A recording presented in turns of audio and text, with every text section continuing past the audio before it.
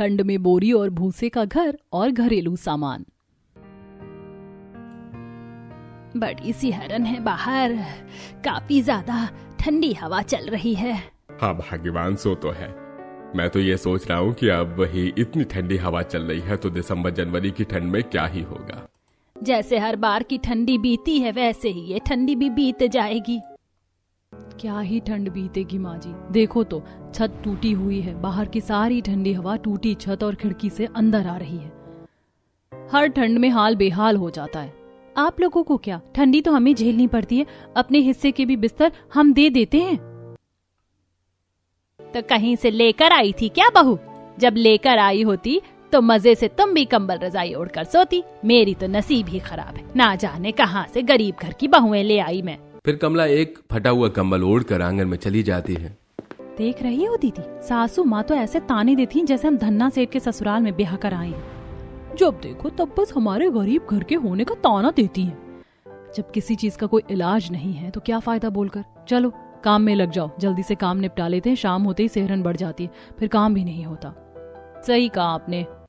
जिसके बाद सारी बहुएं घर के काम में लग जाती हैं। कोई झाड़ू लगाती है, कोई पोछा, कोई कपड़े धो रही होती है तो कोई बर्तन। मैं बाहर से पानी लेकर आती हूँ, वरना शाम हो जाएगी तो पानी भी बर्फ के जैसा हो जाएगा। गायत्री काजल के साथ नदी पर पानी भरने जाती है। आयो दीदी, ये पानी तो बहुत ही ज्यादा ठंडा है। हाँ, लेकिन इतनी जल्दी पानी इतना ठंडा कैसे हो गया? अभी तो शाम भी नहीं हुई। देखो तो कितनी ठंडी हवा चल रही है। लगता है अब की ठंडी जल्दी शुरू हो जाएगी। सो तो है दीदी, चलो अब जल्दी से पानी भरकर घर चलते हैं। यहाँ ज्यादा देर रही तो पैर ठंडे हो जाएंगे। फिर दोनों बहुएं नदी से पानी भरकर घर आ जाती हैं और पांचों बहुएं मिलकर चूल्हे पर खाना बनाती हैं। तभी देर शाम अपनी दिहाड़ी से लौटकर पांचों के पति घर वापस आते हैं। अरे आप लोगों के सिर पर पानी कैसे? पानी नहीं है, ये बाहर ओस पड़ रही है, अब ठंडी शुरू हो चुकी है। आप लोग हाथ मुंह धोकर कपड़े बदल लीजिए, मैं खाना लगा देती हूँ। फिर पांचों बहुएं मिलकर सभी के लिए खाना लगाती हैं और बिस्तर लगाती हैं। खाना खाकर सभी सोने चले जाते हैं। पांचों बहुएं जमीन पर चटाई बिछाकर सो रही होती हैं और पतली सी चादर ओढ़ रखी थी। ठंड की शुरुआत हो चुकी थी, बाहर तेज हवाएं चल रही थी और घर की खिड़कियां और छत टूटी होने के कारण ठंडी हवाएं घर से आर पार हो रही थी और घर में सोए लोगों को तेज ठंड लगने लगती है। अचानक रात में सिहरन बढ़ गई। चादर इतनी पतली है कि पता ही नहीं चल रहा कि कुछ ओढ़ रखा है। तभी पूर्णिमा देखती है कि हल्की ठंड से ही उसकी सांस की हवाएं उड़ गई है। कंबल ओढ़ने के बावजूद उनके दांत गड़गड़ा रहे हैं। ये दांतों की खटखट की आवाज कहाँ से आ रही है? हल्की ठंडी हवा से माँ जी को ठंड लग गई है। मैं ये चादर माँ जी को उड़ा देती हूँ, वरना हमारी तो नहीं लेकिन माँ जी की तबीयत खराब हो जाएगी। ठीक है दीदी। फिर पांचों बहुएं जो एक ही चादर ओढ़कर सो रही थी वो चादर अपनी सास को उड़ा देती हैं और हल्की ठंड में बिना कुछ ओढ़े चटाई पर ठिठुर कर सोई थी। ऐसे ही दिन बीत रहे थे। बाहर हल्की ठंड पड़ने लगी थी और रोज बहुओं को ठंडी में सोना पड़ रहा था। टूटी छत के कारण घर में ज्यादा ठंड लगती थी। एक दिन दीदी, अब मैं परेशान हो गई हूँ। ये माँ जी, ननद जी और बाकी घर वाले तो मजे से चादर और कंबल ओढ़कर सोते हैं। हमें ही हमेशा अपनी चादर कभी नीतू को तो कभी माँ को क्यों उड़ानी पड़ती है? हाँ, आज तो मैं इनसे कहूंगी कि छत और खिड़कियां मरम्मत करवाओ। बिना मरम्मत के कुछ नहीं होने वाला है। हाँ, वरना हम सबका ख्याल रखेंगे लेकिन हमारी हालत खराब हो जाएगी ठंड आते आते। पांचों बहुओं ने तय कर लिया था कि आज अपने पतियों से बात करके रहेंगी। वहीं शाम में जब पांचों के पति अपने काम से घर लौट कर आते हैं तो अजी, अब ठंडी का मौसम आ रहा है। देखो ना, घर के खिड़की, दरवाजे, छत सब टूटा हुआ है। प्लीज मरम्मत करवा दो, वरना ठंडी में बहुत दिक्कत होगी। हाँ पापा, मम्मी से ही कह रही हैं। ये दरवाजे खिड़की के टूटे होने के कारण ज्यादा ठंडी लगती है। सब तो रात में आराम से सो जाते हैं, लेकिन आप लोग आराम से सो सकें इसीलिए हम पांचों अपनी चादर भी दे देते हैं। लेकिन ऐसा कब तक होगा? अच्छा, तो अब ये पांचों बहुएं अभी से घर में अपना चलाना चाहती हैं। बहू, छत और खिड़की मरम्मत कराने के लिए पैसे लगते हैं और पैसे पेड़ पर नहीं उगते। सोचा था कि मेरी बहुएं आएंगी तो दहेज लाएंगी, तब घर मरम्मत करवाऊंगी, हमारी स्थिति सुधर जाएगी। मुझे क्या पता था मैं कंगाल बाप की 5 बेटियां ब्याह कर ला रही हूँ। अम्मा जी, ऐसा तो मत कहो। आप लोग कौन से बड़े अमीर हो? गरीब की बेटी गरीब के घर आई है तो दहेज की कौन सी बात होती है? क्यों नहीं होती दहेज की बात बहू? आजकल हर कोई दहेज लेता है। दहेज का तो रिवाज है समाज में। हमारे पति तो ज्यादा कमाते भी नहीं है और यहाँ तो हमारी जिंदगी मायके से भी ज्यादा नरक है। किस बात का दहेज लेंगे आप, वो भी शादी के इतने सालों बाद? हीरा जैसा बेटा दे दिया, अपना इस बात का घमंड है। वैसे भी अब अगर यहाँ शांति से रहना है तो अपने पापा को फोन करके घर के मरम्मत के पैसे मांगो। हम गरीब हैं माँ जी, भिखारी नहीं, और हम पापा से पैसे तो नहीं मांगेंगे, उनकी हालत वैसे भी बहुत खराब है। हाँ, और हमारे पास तो घर है माँ पापा, हमारी शादी के बाद इतने कंगाल हो गए हैं कि छोटी सी झोपड़ी में रह रहे हैं। वो घर की मरम्मत के पैसे कहाँ से लाएंगे? देख रही हो माँ, मायके की बात आते ही कैसे पांचों भाभी का मुंह खुल गया। हाँ, कुछ ज्यादा ही मुंह खुल गया इनका। अगर तुम पांचों अपने पापा से पैसे मंगवा रही हो तो ठीक है, वरना तुम पांचों को इस घर में रहने की कोई जरूरत नहीं है। निकल जाओ इस घर से। ये आपके साथ हमारे पति का भी घर है। अजी देख रहे हो माँ हमसे कैसी बात कर रही हैं। आप लोग कुछ बोलते क्यों नहीं है? हम माँ के विरुद्ध नहीं जा सकते। या तो तुम पैसे मांगाओ या तो घर छोड़ कर जाओ, क्योंकि हमारी इतनी कमाई नहीं है कि हम घर की मरम्मत करवा सके। सुन लिया कल मुहिया तुम पांचों ने, अब निकलो यहाँ से। पांचों बहुएं रोती हैं, गिड़गिड़ाती हैं, लेकिन कमला की एक ही जिद थी, मायके से पैसे लाओ या तो घर से जाओ। पांचों बहुएं अपने मायके वालों को तकलीफ नहीं देना चाहती थी, इसलिए वो मायके फोन नहीं कर रही थी। तभी कमला पांचों बहुओं को धक्के मारकर घर से बाहर निकाल देती है। वहीं नंद, ससुर, पांचों बेटे सब चुपचाप खड़े थे। वहीं आसपास की पड़ोसनें भी तमाशा देख रही थी। अच्छा हुआ कि कमला गरीब है, अमीर होती तो बहुओं का खून चूस लेती। और नहीं तो क्या, इसकी पांचों बहुएं इतना करती हैं फिर भी उन्हें परेशान करने से बाज नहीं आ रही है। इतनी ही हमदर्दी है इन पांचों से तो अपने घर में शरण दे दो। कमला की बात सुनते ही पड़ोसनों का मुंह बंद हो जाता है। वहीं पांचों बहुएं घर से बाहर निकलकर यहाँ वहां दर बदर की ठोकरें खा रही थी। उनके पास न अब रहने के लिए छत थी, न ही खाने के लिए खाना। पांचों यहाँ वहां घूम कर रहने के लिए जुगाड़ कर रही होती हैं। ऐसे ही घूमते घूमते रात हो जाती है। तभी विनीता को एक बड़े से मैदान में 5 बड़ी बड़ी पाइप दिखती हैं। दीदी, रात हो गई है, ठंडी हवाएं बहना शुरू हो गई है। खाना तो मिलेगा नहीं, लेकिन वो देखो वहाँ 5 बड़ी बड़ी पाइप हैं। क्यों ना आज रात हम उन पाइप में घुसकर सो जाएं, ठंडी से तो बच ही जाएंगे। अरे वाह विनीता, बहुत सही समय पर तेरा दिमाग काम किया। चलो आज हम यहीं रुक जाते हैं। पांचों बहुएं बड़ी सी पाइप में घुसकर सो जाती हैं। वहीं अगली सुबह पांचों काम की तलाश में गांव में दर बदर भटकने लगती हैं। काका, आपके खेतों में कोई काम है तो बताओ, मैं कर देती हूँ। हाँ, ये धान कटवाना है और फिर इन्हें पीटना भी है। इसके लिए मुझे 3 लोगों की जरूरत है। हाँ, हम 3 हैं, हम कर लेंगे। फिर पूर्णिमा, गायत्री और नैना धनीराम के खेत में धान की कटाई और पिटाई करवाती है। वहीं शाम में, अरे वाह, तुम तीनों ने तो बहुत जल्दी सारा काम निपटा दिया। ये लो तुम्हारी दिहाड़ी। दीदी, ठंड होने लगी है। सुनो ना, ये जो पैरा निकला है धान का, काका से पूछो ना क्या करेंगे, वरना हम इस भूसे को साथ ले चलते हैं। कुछ नहीं तो आग जलाकर तापने के काम आएगा। हाँ, सही कह रही हो, और खाना बनाने में भी मदद हो जाएगी इससे। काका, आपको ये भूसे की जरूरत नहीं है तो क्या मैं ले जाऊं? हाँ हाँ, ले जाओ। वैसे भी मेरे यहाँ जानवर भी तो नहीं है, मैं क्या करूंगा इतने सारे भूसे का। फिर तीनों बहुएं भूसे की झाल में सारा भूसा भरकर वहीं खाली मैदान में ले आती हैं। वहीं दूसरी तरफ काजल और विनीता को लोगों के घरों में बर्तन कपड़ा धोने का काम मिल जाता है। दोनों अपने काम से वापस आ रही होती हैं कि उन्हें राशन की दुकान के सामने ढेर सारे फटे पुराने बोरे रखे हुए दिखते हैं। दीदी देखो ना, वहाँ कितने सारे बोरे रखे हैं। ठंड में ठिठुरने से अच्छा है अगर ये बोरे हमें मिल जाते तो कम से कम ठंडी से थोड़ा बच जाते। वो राशन वाला हमें बोरे क्यों ही देगा, उसे भी तो काम हो सकता है। एक बार पूछ तो सकते ही हैं उसमें क्या हुआ। इसके बाद विनीता राशन वाले के पास जाती है। हाँ बहन, क्या चाहिए बताइए। भैया जी, ये दुकान के बाहर जो बोरे रखे हैं, यदि आपके काम के ना हो तो क्या मैं इसे ले सकती हूँ? इस बोरों की मैं रजाई से लूंगा। अगर काम के होते तो दुकान में होते, ना कि सड़क किनारे। ले जाओ, कोई काम नहीं है इसका। वैसे भी गाड़ी वाला आता तो कचरे में डालना था। रोशन की बात से विनीता और काजल दोनों खुश हो जाती हैं और सारे बोरे लेकर उसी मैदान में आ जाती हैं। बाकी तीनों बहुएं पहले ही वहां पहुंच चुकी थी। दीदी ये देखो, हम बोरे लेकर आ गए हैं। आज बिछाकर सोएंगे, इससे ठंड कम लगेगी। इससे तो हम ओढ़ भी सकते हैं। आप ये क्या लाई हो? भूसे, इसका क्या होगा? चूल्हा जलाने के काम तो आ ही जाएगा ये। वैसे काम मिला? हाँ, लेकिन चिंता अभी ये है कि हम रहेंगे कहाँ। ऐसे इस पाइप में तो दिन गुजरने से रहा। रहने के लिए घर न होने के कारण पांचों बहुएं चिंतित हो जाती हैं। तभी बोरे और भूसे को देखकर बड़ी बहू के दिमाग की बत्ती जल जाती है। हम इस बोरे में भूसा भर कर घर बना सकते हैं। वैसे भी बोरे गर्म होते हैं, ठंडी से बचने में मदद मिलेगी। अरे वाह, दीदी ने तो गजब का आइडिया बताया है। फिर पांचों बहुएं बोरे में भूसा भरने लगती हैं और एक के ऊपर एक भूसे से भरा हुआ बोरा रखकर भूसे और बोरे का बना हुआ घर तैयार करती है और घर की खिड़कियों पर बोरे से बने हुए पर्दे लगाती हैं ताकि बाहर की ठंडी हवा घर में ना आ सके। हमने तो जितना सोचा था ये उससे भी अच्छा बना है। हाँ, लेकिन क्या हम ठंड में जमीन में सोएंगे? बोरे बिछाकर सो जाएंगे, बोरा भी तो गर्म होता है।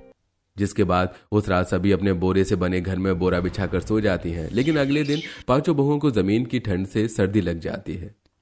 अच्छू, अरे रे, बहुत तेज सर्दी लग गई। आपने ही तो बोरे बिछाने का सुझाव दिया था ना। आप देखो, आपको तो सर्दी हुई है और हम सबको भी हो गई। अच्छू! सारी बहुएं छींक छींक कर परेशान हो जाती हैं। अगर ऐसा ही रहा तो हमारी हालत खराब हो जाएगी और हम बीमार पड़ गए तो दवा के भी पैसे नहीं हैं। दीदी, क्यों ना हम इस बोरे में भूसा भरकर बेड बना ले। इससे हमें सोने में भी राहत रहेगी और भूसे और बोरे से बना हुआ बेड काफी आरामदायक भी होगा। अरे वाह, ये तो हमने सोचा ही नहीं। ये आइडिया बहुत अच्छा है। जिसके बाद पांचों बहुएं बोरे में भूसा भर भर कर एक बड़ा सा बेड तैयार करती हैं ताकि पांचों बहुएं आराम से अब बेड पर सो सके। जिसके बाद पांचों अपने अपने काम पर चली जाती हैं। बहुएं खेतों में काम करने जाती हैं, वहां से और भूसा लेकर आती हैं और बाकी दो बहुएं काम से लौटते समय राशन वाले के यहाँ से खराब बोरे ले आती हैं। रात में भूसा जलाकर पांचों चूल्हे पर खाना बनाती हैं। अब धीरे धीरे ठंडी बढ़ रही है। जमीन इतनी ठंडी है कि जमीन पर बैठकर खाना नहीं खाया जाएगा। और देखो तो बोरा बिछाने के बाद भी ठंड लग रही है। हमने जैसे घर बनाया, बेड बनाया, वैसे ही हम इन बोरों में भूसा भरकर बैठने के लिए काउच बना सकते हैं। वो आरामदायक भी रहेगा और ठंड भी नहीं लगेगी। हम आराम से बैठकर उस पर खाना खा सकते हैं। फिर पांचों बहुएं बोरों में भूसा भरकर बैठने के लिए काउच तैयार करती हैं और फिर मजे से बैठकर खाना खाती हैं। आज तो मजा ही आ गया। इतना सुख तो ससुराल में भी नहीं था जितना यहाँ है। लेकिन अगर काउच की जगह टेबल कुर्सी होती तो ज्यादा अच्छा था। हाँ, वो तो है, लेकिन कहाँ हमारा नसीब। इतना है वही बहुत है। टेबल कुर्सी बड़ी बात थोड़ी ना है दीदी। मैदान में देखो कितने सारे गत्ते पड़े हुए हैं, हम इससे बना सकते हैं। जिसके बाद बहुएं गत्तों को अंदर लाकर उस पर भूसा और बोरे चढ़ाती हैं और भूसा, बोरे और गत्ते का इस्तेमाल करके टेबल और कुर्सी तैयार करती हैं। मैंने नहीं सोचा था ये इतना सुंदर बन जाएगा। बहुत प्यारा बना है। अभी तो हमें ठंड के कपड़े भी सिलने होंगे, वरना ठंड में हालत खराब हो जाएगी। कल बाजार से कैंची और सुई धागा लेकर आएंगे। वहीं अगली रात खाने के बाद पांचों बहुएं कैंची लेकर बोरे काटने लगती हैं और उनके पास मशीन न होने के कारण हाथ से ही सुई धागा से अपने लिए कपड़े तैयार करती हैं और पहनकर देखती हैं। अरे वाह, ये तो बहुत ज्यादा गर्म है। इसमें तो बिल्कुल भी ठंडी नहीं लग रही। इसे पहनने के बाद बाजार में बिकने वाले स्वेटर की जरूरत ही नहीं लग रही है। चलो दीदी, अब नींद आ रही है, सोते हैं, कल फिर से काम करने जाना है। पांचों बहुएं अपने बनाए हुए बेड पर जाकर सो जाती हैं। लेकिन आधी रात में विनीता और काजल दोनों बेड के दोनों साइड से धड़ाम से नीचे गिरती हैं और वो फिर से बेड पर सो जाती हैं। आधी रात में 3 बार वो धड़ाम धड़ाम बेड से गिरती हैं। वहीं अगली सुबह, दीदी, आज रात में तो हालत खराब हो गई। मैं और काजल दीदी बार बार बेड से गिर रही थी। ये बेड छोटा पड़ गया हमें। हमने सोचा था कि हम पांचों आराम से सो जाएंगी। ना बाबा, अब तो मैं इस पर हरगिज नहीं सोऊंगी। अब की गिरी और चोट लग गई तो हो गया कल्याण। कोई ना, हम तुम्हारे और काजल के लिए बोरे में भूसा भरकर बढ़िया सा गद्दा बना देंगे ताकि तुम दोनों आराम से सो सको। फिर पांचों बहुएं मिलकर बोरे में भूसा भरकर गद्दे तैयार करती हैं और साथ में बोरों को हाथ से सुई धागा से जोड़कर ओढ़ने के लिए चादर भी बनाती हैं।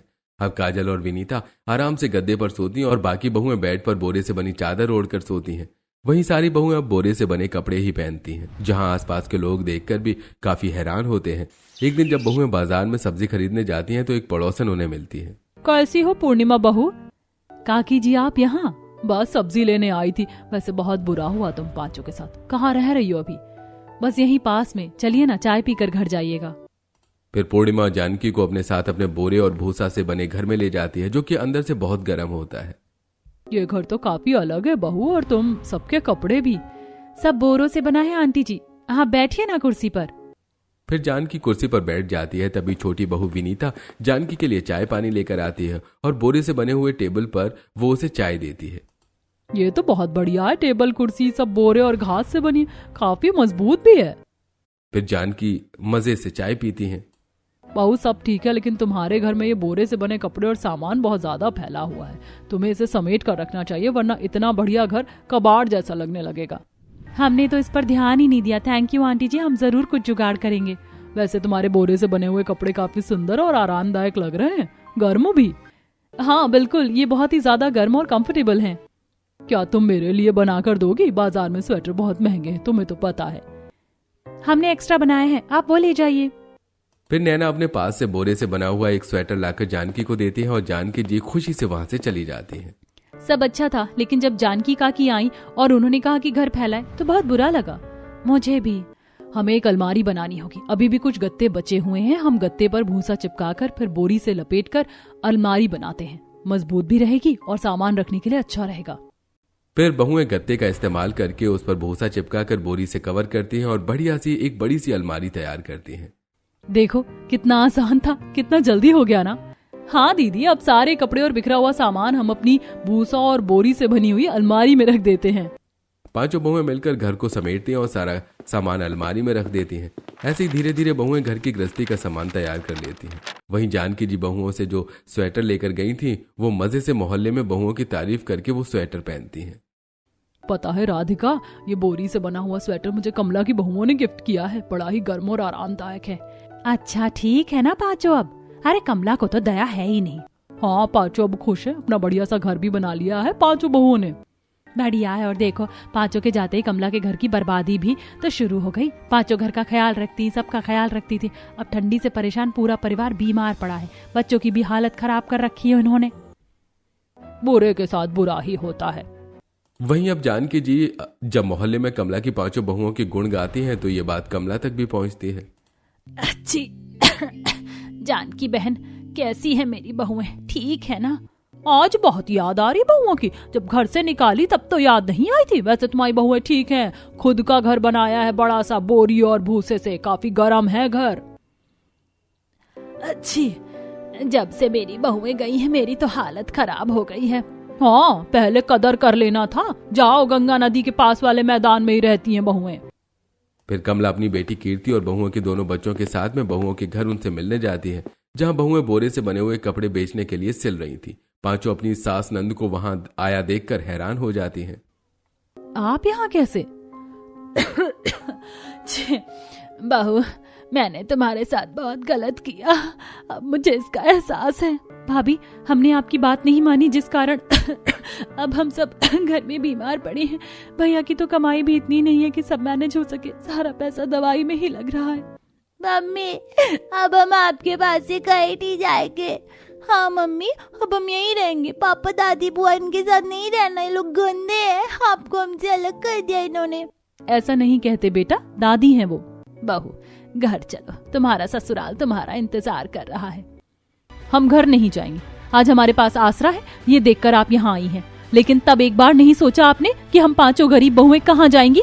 कल को हमारे साथ कोई अनहोनी हो जाती तो उसका जिम्मेदार कौन होता भला? इतना मत इतराओ भाभी, हमारे सिवा कौन है आपका? भूलो नहीं, छत की मरम्मत के पैसे मांगने आई होगी। घमंड जाग गया लगता है। रस्सी जल गई, लेकिन ननद जी का बाल नहीं गया। हमारे बच्चे छोड़ दीजिए आप और जाइए यहाँ से। हम उस घर में कभी नहीं आएंगे। सास कमला अपनी बेटी कीर्ति के साथ मायूस होकर वहां से चली जाती है। वहीं बहुओं के ससुराल में टूटी छत और खिड़कियों के कारण बाहर से बहुत तेज ठंडी हवाएं आती थी और घर में गरीबी के कारण इनके पास न ढंग से ओढ़ने का था न बिछाने का। ठंडी पहले से ज्यादा बढ़ चुकी थी। आधी रात में बहुत तेज ठंड लग रही है बेटा, बहुत ठंडी है। शायद भाभी के कहने पर हमने घर की मरम्मत करवा ली होती तो आज ये दिन ना देखना पड़ता। अरे तुम दोनों की वजह से ही बहुएं चली गई। अब देखो वो मजे से रह रही हैं और हम यहाँ ठंड में परेशान हो रहे हैं। अब क्या मुंह लेकर जाएंगे बहुओं के पास? मेरी तो हिम्मत नहीं होती। अब एक बार जाकर आ गई हूँ, उन्होंने आने से मना कर दिया। यहाँ ससुराल वाले ठंड से परेशान थे। पति शाम में ओस में भीग कर घर आते हैं और रात में छत टूटी होने के कारण ठंडी हवाओं के साथ घर में ओस भी बरसती है। ऐसे दिन बीत रहे थे। ससुराल वालों की हालत खराब हो रही थी। वहीं बोरे और भूसे से बने घर में बहुएं आराम से रह रही थी और अब तो उन्होंने अपना खुद का काम भी शुरू कर लिया था। दीदी देखो ना, मैंने बच्चों के लिए कितनी बढ़िया फ्रॉक बनाई है। चाची मेरे लिए? ये ले मेरी गुड़िया, तेरे लिए बनाई है, तभी तो फ्रॉक बनाने का आइडिया आया। और मेरे लिए कपड़े कौन बनाएगा चाची? छोटी चाची है ना तुम्हारी, मैं बनाऊंगी। फिर विनीता सोनू के लिए शर्ट और पैंट तैयार करती है। वाह चाची, ये तो बहुत ही ज्यादा सुंदर है। चलो अब ये बाकी के बोरी से बने हुए कपड़े गरीबों में देने हैं और बाजार में भी लेकर जाकर बेचने हैं। फिर गायत्री और पूर्णिमा बोरी से बने हुए कपड़े ले जाकर गरीबों में दान करती हैं। भगवान तुम्हारा भला करे बेटी, खुश रहो। तुम पांचों बहुत अच्छी हो, रोज यहाँ कपड़े बांटने आती हो। अगर तुम ना होती तो हमारी ठंड में तो हालत खराब होने वाली थी। शुक्रिया बेटी। काकी ये लो, आप भी ये स्वेटर और भोरे से बनी शॉल। जीती रहो बेटी, भगवान तुम्हें खूब तरक्की और लंबी उम्र दे। ऐसे ही जब बहुएं गरीबों में बोरी से बने हुए ठंड के कपड़े दान करती हैं तो बदले में उन्हें काफी दुआएं मिलती हैं। ऐसे दिन बीतते हैं, वो रोज गरीबों को कपड़े दान करने जाती हैं। वहीं बाजार में लोग लाइन लगाकर पांचों बहुओं के बनाए हुए बोरी से बने गर्म कपड़े खरीदते हैं। दीदी, ये बोरी की शर्ट कैसी थी? बहुत बढ़िया है। 2 दे दो, और एक फ्रॉक और एक बोरी से बना सलवार कमीज। ये कपड़े इतने गर्म है कि स्वेटर से ज्यादा किफायती हैं। ये लो भैया, ये आपके कपड़े, इसके हुए 1050। ये लो बहन जी आपके पैसे। मुझे ये बोरी से बनी हुई हुडी दे दो। ये लीजिए, आपके हुए 250। ये तो सही है, बाजार में नॉर्मल हुडी भी 500 की आती है। ये लो पैसे। ऐसे सभी ग्राहक आते और अपने मनपसंद के बोरी से बने गर्म कपड़े लेकर जाते हैं। तभी वहाँ बहुओं के ससुराल की पड़ोसन राधिका आती है। क्या तुम पांचों इतनी निर्दयी हो गई हो? वहाँ ठंड में तुम्हारी सास, ननद, ससुर, पति की हालत खराब है और यहाँ तुम पैसे गिनने में बिजी हो। मेहनत की कमाई है, फ्री की नहीं। एक दिन हम भी बेघर थे, कोई देखने वाला नहीं था, तब तो किसी ने हमारे बारे में नहीं सोचा। देखो बहुओं, तुम्हारी सास की ठंड से हालत बहुत खराब है, अगर तुम उनकी सेवा करोगी तो अच्छा रहेगा। राधिका ये बोलकर वहां से चली जाती है। तभी रात में जब पांचों बहुएं घर जाती हैं तो आज किसी का भी मन नहीं लग रहा था। हम घर चलते हैं, कुछ भी हो हमारा घर है वो, और वहाँ रहने वाले हमारे अपने। जिसके बाद पांचों बहुएं अपने ससुराल जाती हैं। उनका पूरा घर बिखरा पड़ा है। बहुत दिन से घर में खाना नहीं बना। पूरे घर में ठंडी हवा है, छत पहले से ज्यादा टूट गई है और सभी बिस्तर पर पड़े हैं, खांस रहे हैं। अरे तुम पांचों यहाँ कैसे? हमारी हालत पर तरस खाने आई हो? नहीं, आप लोगों को अपने साथ लेकर चलने आए हैं हम। मुझे माफ कर देना विनीता, उस दिन मैं तुम्हारे लिए स्टैंड नहीं ले पाया। मेरे पति ना होते तो जिंदगी भर बात भी ना करती मैं तुमसे, लेकिन क्या करूं, शादी की है, मजबूर हूं। लो पहले ये गर्म कपड़े पहन लो, अच्छा लगेगा। पांचों बहुएं अपने ससुराल वालों को गर्म कपड़े पहनने के लिए देती हैं। अब आप सभी हमारे साथ चलो, यहाँ रहने की जरूरत नहीं है। तू हमसे नाराज नहीं है बहू? नाराज होकर क्या आप लोगों को ये तकलीफ में छोड़ दूं? हो तो आप हमारे अपने ही।